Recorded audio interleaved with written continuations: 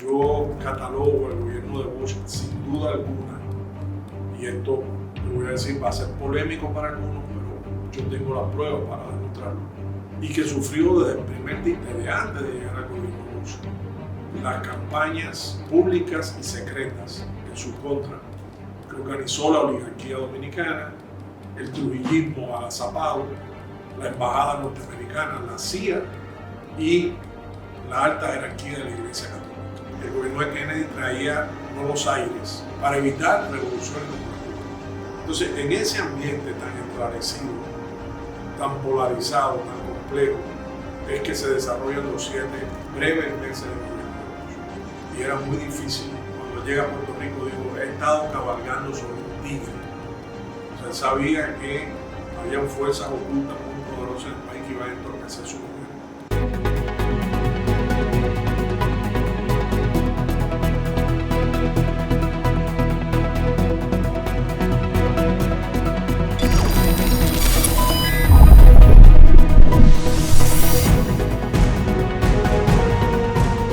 En esta ocasión vamos a estar hablando sobre el gobierno del profesor Juan Bosch. Para ello tenemos como invitado a Elías Acosta. Elías Acosta es un escritor, filósofo de nacionalidad cubana que durante años ha escrito sobre el gobierno del profesor Juan Bosch. Lo que buscamos es primero ver las razones por las cuales se le da el golpe de Estado, según la visión del autor, al profesor Juan Bosch y por supuesto también entender las medidas económicas, políticas y sociales que el profesor Juan Bosch tomó durante sus 7 meses que duró en el gobierno. Pero por favor no olviden suscribirse a nuestro canal activando la campanita, que es la forma de apoyarnos en la creación de este contenido. Y también este autor, por supuesto, trata de las consecuencias en términos económicos también que iba a tener este golpe de Estado que se le dio al profesor Juan Bosch. Esperamos que disfruten sobre la entrevista realizada al escritor antes mencionado.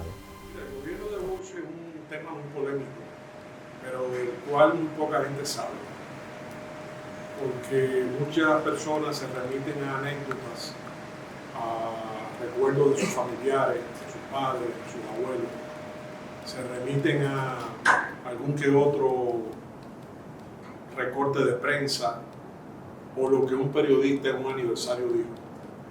Pero lamentablemente se ha estudiado lo que es el gobierno muy poco. Por ejemplo, Felucho Jiménez tiene un libro de los pocos que estudió el gobierno que se llama ¿Cómo fue el gobierno de Juan Bosch? Y en ese libro están los decretos y leyes aprobadas por el presidente Bosch.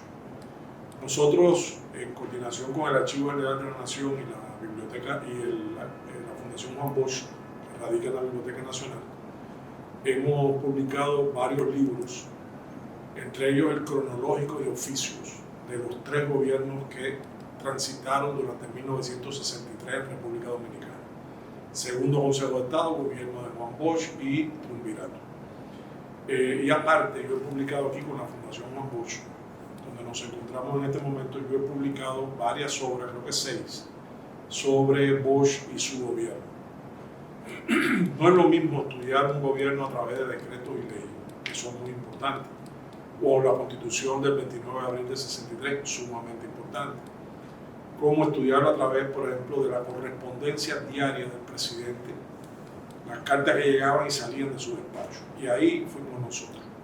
Es decir, la documentación que estudiamos, que no son solo los documentos propiamente de Bosch, pero es una documentación bastante amplia, incluyendo la prensa, el día a día de la prensa, antes del gobierno de Bosch, durante el gobierno de Bosch y después del gobierno de Bosch. Entonces, sobre la base de esas investigaciones, de esas fuentes, de ese estudio, yo catalogo el gobierno de Bosch sin duda alguna, y esto que voy a decir va a ser polémico para algunos, pero yo tengo las pruebas para demostrarlo, como una revolución. No como un gobierno reformista, no como un gobierno cosmético que venía a tocar las partes exteriores del fenómeno de la República Dominicana, sino un gobierno que se planteó ir a lo profundo de las raíces y los males del país, empezando por el hambre y la pobreza, el analfabetismo y la falta de tierra en manos de los campesinos, para poner algunos ejemplos. Y que no lo logró por razones diversas. Primero, porque solo estuvo en el poder 7 meses.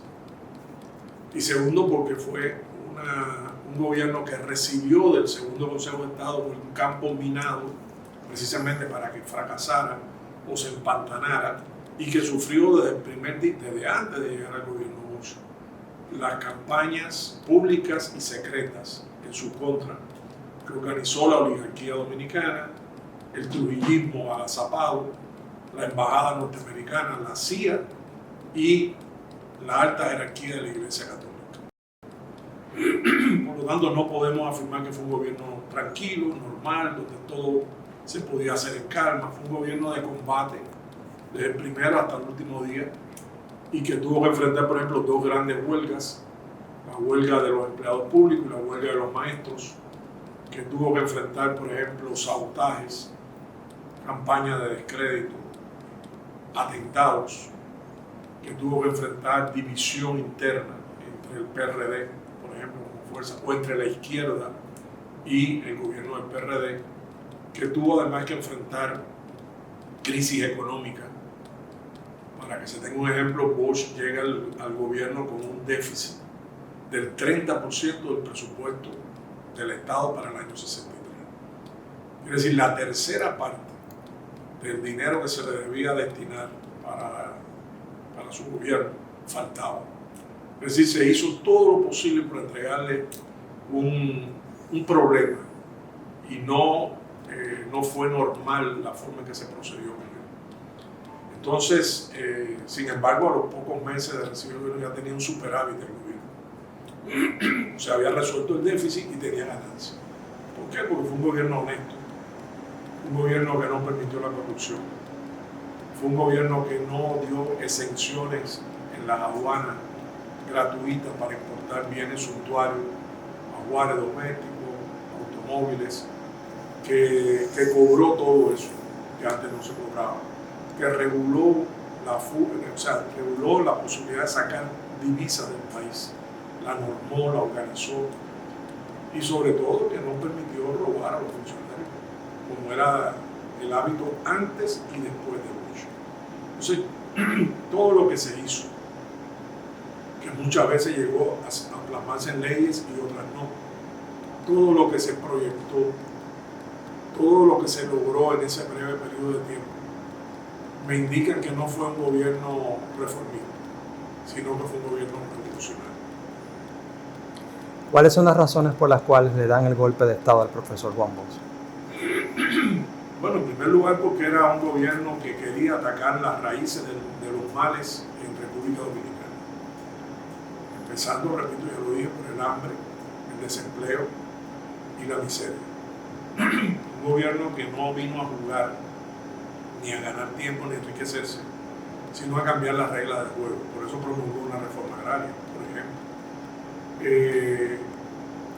Un gobierno de nuevo tipo, donde el presidente no era ostentoso, no era arrogante, pedía que le llamaran compañero presidente, no usó la banda presidencial más que en la toma de posesión, andaba en vehículos pequeños y sin lujo, no permitió a sus familiares enriquecerse, actuó de manera independiente, no acató servilmente, como era lo habitual, las órdenes de la embajada americana ni de los militares, que tenían tanto poder desde la época de Trujillo.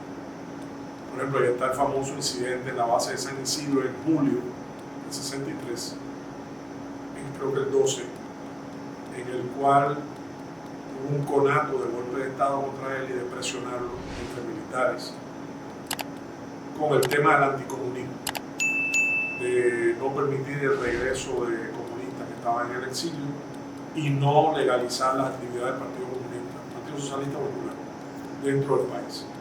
Y él le dijo, él se enfrentó a esos militares solo y le dijo a todos, alto y claro, yo no soy presidente para ser demócrata con uno dominicano y tirano con otro dominicano. Aquí la ley es pareja para todo el mundo sandinistas tienen derecho a volver, como han vuelto otros miembros de otros partidos políticos que se les ha permitido regresar al país.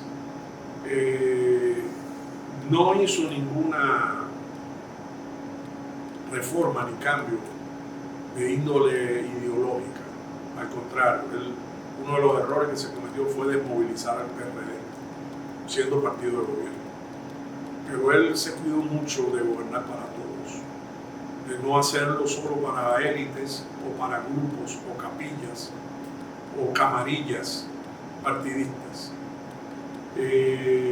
Atacó, como ya dije, los males profundos del país y no aceptó que se hiciera una base de operaciones contra Cuba en República Dominicana.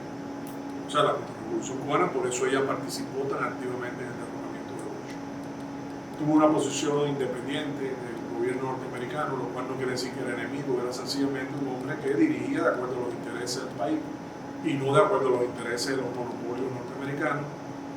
Y eso hizo formarse una imagen que se explotó mucho en la prensa sensacionalista de la época, por ejemplo, Prensa Libre de Bonilla Ibar, en alguna medida el Caribe más medido, pero sobre todo en Prensa Libre, de guerra frontal contra Bush, de descrédito, de mentiras, de manipulación.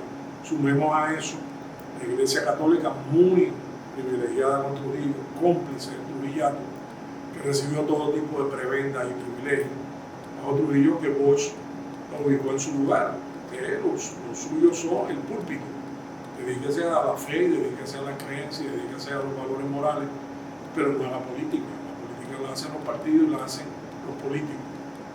Afectó en alguna medida sus intereses, por ejemplo, las escuelas católicas, porque la Constitución del 29 de abril de 63 reconocía el carácter laico del Estado. Es decir, no era antirreligioso, decía la religión tiene su ámbito que nosotros respetamos y la política tiene su ámbito que la religión no debe inmiscuirse.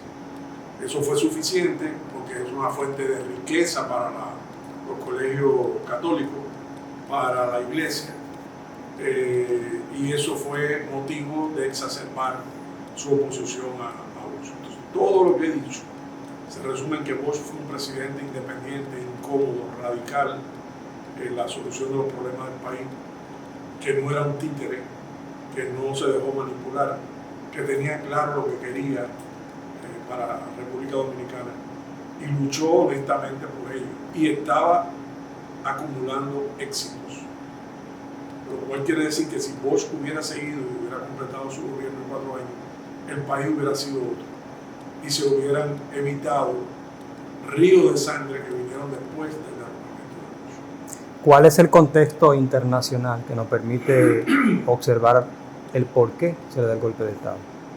Bueno, en 1962, que fueron 20 de diciembre, las elecciones donde él ganó, hay que empezar de ahí, se había acabado de salir de la crisis de los misiles, la crisis de octubre, en la cual el mundo estuvo al borde de un holocausto nuclear por el enfrentamiento de los dos bloques, el capitalismo y el socialismo, liderados por Estados Unidos y por la Unión Soviética.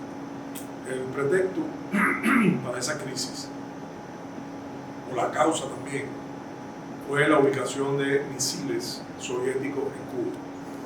¿Por qué se ubican esos misiles allí? Porque Estados Unidos, después de la derrota de Playa Girón, de la expedición que organizó, armó, financió y dirigió de abril de 61 contra Cuba, comprendió que solo con una invasión directa de militares norteamericanos y no de mercenarios, como había hecho con Girón, iba a poder derrocar la revolución. Entonces empezó todo un cerco a Cuba que incluyó el bloqueo económico y que incluyó también el cerco militar, incluyó sabotaje dentro de Cuba, la formación de bandas armadas, las campañas de aislamiento y descrédito de la revolución, las infiltraciones de teams organizados por la CIA para hacer sabotaje, atentados, etc. Y todo eso llevó a la lectura de la dirigencia cubana de que era inminente un ataque norteamericano. Y para defenderse solicitó ayuda a un país que le tendió la mano, que fue la Unión Soviética, el campo socialista. O sea, los errores norteamericanos llevan al alineamiento de Cuba con el campo socialista, porque era un motivo de supervivencia, o desaparecemos o sobrevivimos. Y había un compromiso con millones de cubanos de seguir adelante con los cambios que estaban teniendo lugar y que beneficiaban a la mayoría. Ese es un contexto. Está la Guerra Fría. La Guerra Fría, pues, era un periodo que empezó más o menos tras el fin de la Segunda Guerra Mundial, en el cual los dos bloques se enfrentaron por todos los medios, menos por una guerra nuclear. Hubo todo tipo de competencias, desde deportivas, culturales, militares, hubo enfrentamientos, hasta espionaje, campaña, descrédito, atentados, sabotaje, bloqueos, secuestros, todo tipo de cosas que permeaban la percepción del hombre de esa época o la mujer, de que o estás conmigo con el capitalismo o estás contra mí. Y los socialistas decían lo mismo, estás conmigo con el socialismo o estás contra mí. Entonces una atmósfera de enfrentamiento, intolerancia, donde no se permitía el avance de ninguno de los dos bloques sin que hubiese una respuesta de otro. Entonces, en el caso de América, el gran fantasma era que no hay una segunda Cuba. Y así justificaron el golpe contra Bush. No, el comunismo se había apoderado del gobierno de Bush. Cuando derrocan a Bush, el titular de Prensa Libre del día siguiente, del 26, es derrocado Bush, vencido el comunismo. O sea, una cosa para personas absolutamente ignorantes. Porque como usted ve, Bush en ningún momento, ni en su gobierno hubo comunista, ni hubo medidas comunistas, ni hubo hostilidad hacia los Estados Unidos. Así que eso era un truco para engañar a las masas. Eso, o sea, Guerra Fría, crisis de los misiles, Kennedy en la presidencia norteamericana, con el cual Bush se entrevistó el 10 de enero del 63, antes de ser presidente, o sea, antes de llegar a la presidencia. Y el gobierno de Kennedy traía nuevos aires para evitar revoluciones como la cubana. Entonces implantó reformas en América Latina, la Alianza para el Progreso, los cuerpos de paz que estaban aquí,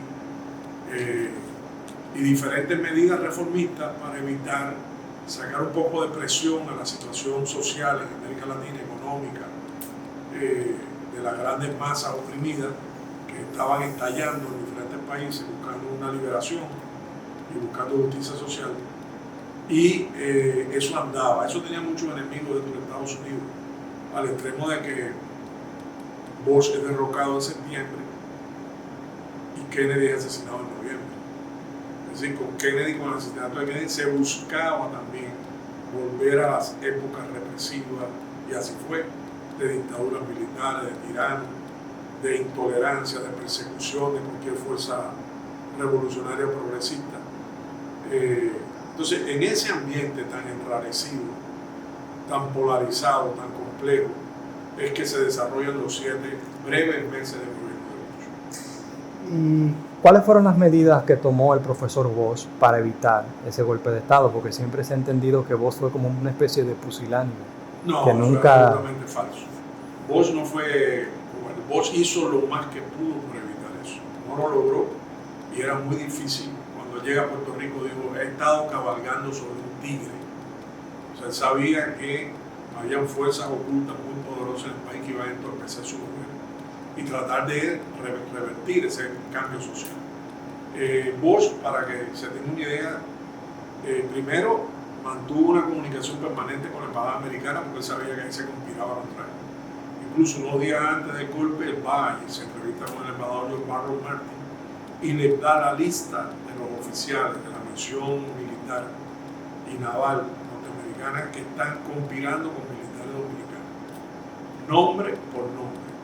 Eso provocó que ese personaje se sacara del país, pero ya el golpe estaba en marcha, ya el daño estaba hecho. Bush trató de cambiar los mandos militares, eso se sabe poco, porque la gente dejó intacto el ejército trujillista, no es verdad. Lo primero que hizo fue tratar ya en agosto, quizá a principios de septiembre, de cambiar los viceministros que dirigían las Fuerzas Armadas, eran varios. Para empezar por ahí, luego cambiar el ministro. Empezó por los mandos intermedios. se acercó al grupo honesto de jóvenes militares como Fernández Domínguez, con los cuales trató de establecer una alianza discreta para evitar el golpe. Dio la batalla mediática en la medida de sus posibilidades. Por ejemplo, hubo cosas que no se lograron, como por ejemplo, él propuso una dirección de prensa en el Palacio, la creación de un estudio de televisión en Palacio para tener más contacto con el pueblo. Daba constantemente conferencias de prensa donde explicaba cómo marchaba el gobierno, sus medidas. No negoció con fuerza golpista, como por ejemplo el sindicato de maestros y el sindicato de funcionarios públicos, empleados públicos. No transiguió, o sea, no permitió que se le chantajeara, no permitió el chantaje de los militares. Trató en alguna medida de crear comités de vigilancia, sobre todo en la caña, porque había mucho sabotaje quemando la caña, para defender la caña, defender la industria azucarera. Dicen algunas versiones que trató de crear una milicia armada paralela al ejército que fuera un contrapeso. Parece que hubo algunas ideas en ese sentido, pero eso no avanzó, o sea, eso estaba en planes o en proyectos. En fin, trató siempre que toda amenaza golpista fuera investigada. Lo único que los órganos de inteligencia estaban en manos de los golpistas. Por ejemplo, a él le iban a hacer un atentado en Capotillo el 16 de agosto, centenario de la Restauración. Sí. Ahora, ¿qué pasó? Hubo denuncia, presentó a los organismos de inteligencia militar en el caso y ¿qué hicieron? Yo he leído la entrevista a uno de los implicados en el caso Carpintero. ¿Cómo era la pregunta? ¿Usted iba a preparar un atentado contra el presidente Bozo? No. ¿Y por qué dicen eso? Son calumnias de mis enemigos. ¿Usted alguna vez ha preparado armas o explosivos para atentar contra Bozo? Nunca. Yo soy un hombre de trabajo. Ah, bien, váyase para su casa. Eso era la forma cómplice que había. Por ejemplo, el cura Marcial, que era capellán del ejército, era un conspirador y era un hombre muy agresivo en las misas, el cambio que tenía con el personal militar. Bosch lo suspendió de empleo y sueldo. Por detrás, los militares le siguieron pagando el sueldo. O sea, no es cierto de que él se cruzó de brazos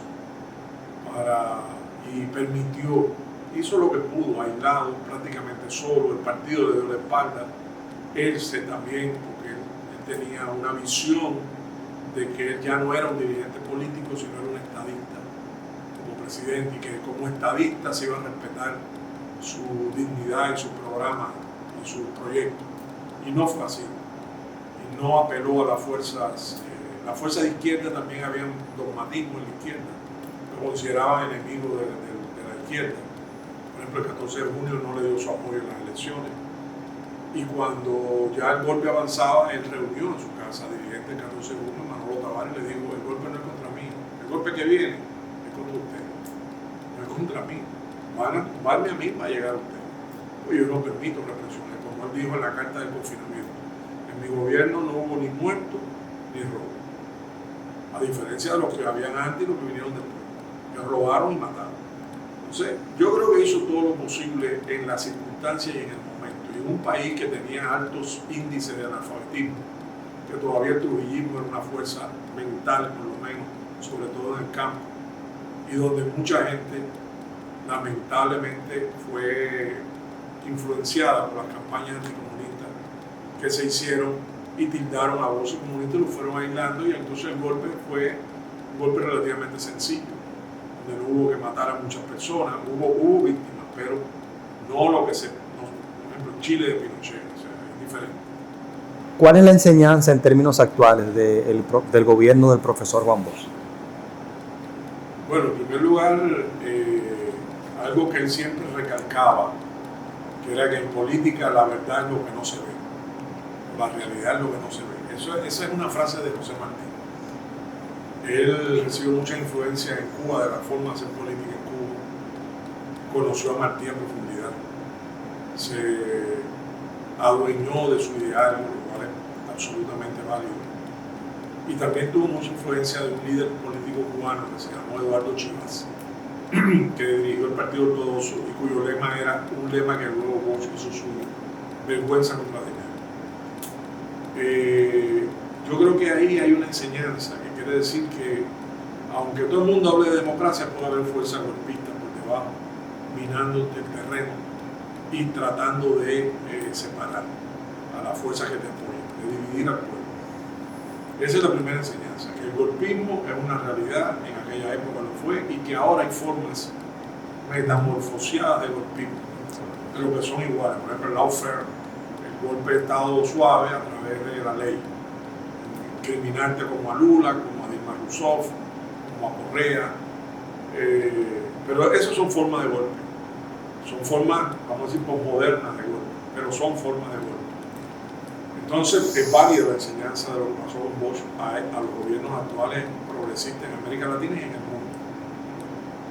En segundo lugar, algo que decía Che Guevara con razón, que está en uno de sus discursos, dice: en el imperialismo no se puede creer ni tantico así. Nada.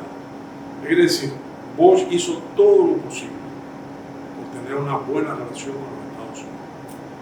Bosch no era ni un comunista, ni un revolucionario fanático, era un hombre de la cultura, era un poetista, era un intelectual respetadísimo antes de llegar a la presidencia de América. Por lo tanto, era un hombre inteligente, flexible, razonable, y trató de mantener, repito, esas relaciones con Estados Unidos. A Estados Unidos no le importaba a Bosch, a Estados Unidos le importaban sus intereses en la región y evitar una segunda Cuba. Y si tenía que derrocar a Bosch, lo iba a derrocar y lo derrocó. De hecho, el gobierno norteamericano tardó un poquito en reconocer al triunvirato, pero lo reconoció. Es decir, avaló, respaldó el golpe contra Bosch. Entonces, esa es otra enseñanza. O sea, mientras exista el imperialismo como mentalidad de quien puede y tiene la facultad de meterse en la casa de los gobiernos de los países y hacer injerencia y cambiarlo según sus intereses, esa es una enseñanza que está presente. ¿Cómo lo logran ahora? Bueno, como lograron imponer a Milei en Argentina, o como logran imponer a un gobierno, vamos a decir, conservador en Panamá, o como logran presionar a un gobierno progresista como el de México, o el de Venezuela, o Nicaragua, o bloquearlo. Ya no hablo de Cuba, que es un clásico, lleva más de 60 años bloqueado. Quiere decir, esas enseñanzas, lo que le pasó a Bosch, están presentes. No es la misma forma, no van a sacar los tanques a la calle si no hace falta. Si hace falta, lo van a sacar. Pero mientras se puede evitar sacar los tanques y dar una imagen de democracia, manipular la opinión de la gente, usar las redes, usar campañas, usar descrédito, mentir, falsificar documentos, todo lo que hacen para imponer su dominio en el mundo, incluyendo acciones armadas y subversión. Como hicieron con Allende. Como hicieron con Allende, como hicieron con los sandinistas, como hicieron con Correa, como hicieron con Hugo Chávez, todo el mundo. Entonces, lo van a hacer. Esas enseñanzas están presentes. O sea, mira lo que pasó con Bosch, puede pasar aunque vengan disfrazados. Tercera enseñanza, los gobiernos son políticos, no solamente son administrativos. Y hay una confusión en Bosch, en mi opinión, de que fue más estadista que líder político. O sea, ya llegando al gobierno dejó de lado la política. La política no se puede dejar de lado porque el gobierno es fruto de la interacción política, de la fuerza política de un país. Y siempre tiene la política por objetivo llegar al poder. Imponer entonces un programa que le beneficie a quienes respaldan esa política. Entonces no se puede ser ingenuo de pensar que el presidente todo el mundo lo va a acatar, lo va a querer, lo va a respetar, y sin moverse las herramientas políticas para lograrlo. Ahí la enseñanza fue cómo un partido de gobierno va a desmovilizar el partido, estando en el gobierno y siendo atacado como está atacado el gobierno. O sea, hay que dar la batalla política también, no solamente la batalla gubernamental. Yo creo además que Bosch es un ejemplo, el derrocamiento de Bosch, de manual de cómo se usan los medios para llegar a un golpe de Estado. De hecho, yo tengo un libro que se llama 1963, de la guerra mediática al golpe de Estado, donde analizo día por día, desde noviembre del 62, desde antes de las elecciones, hasta el 31 de diciembre del 63, cómo la prensa se usó para preparar el golpe contra Bush, cómo se manipularon hasta los símbolos, hasta el subconsciente o hasta el inconsciente de las masas, se manipularon y se bombardearon sutilmente, se dividieron los roles. El Caribe tenía una crítica, digamos, culta contra el gobierno, pero Prensa Libre era una campaña que fue creada en julio, tuvo de lucha fueron 4 o 5 meses. Fue creado en julio, 4 meses, pero en esos 4 meses sentó cátedra en el uso de la caricatura, el uso de la mentira, los titulares grandes falsos, en la manipulación, en los adjetivos engañosos, en el descrédito de las figuras de gobierno, en el aislamiento, en agitar el fantasma del comunismo.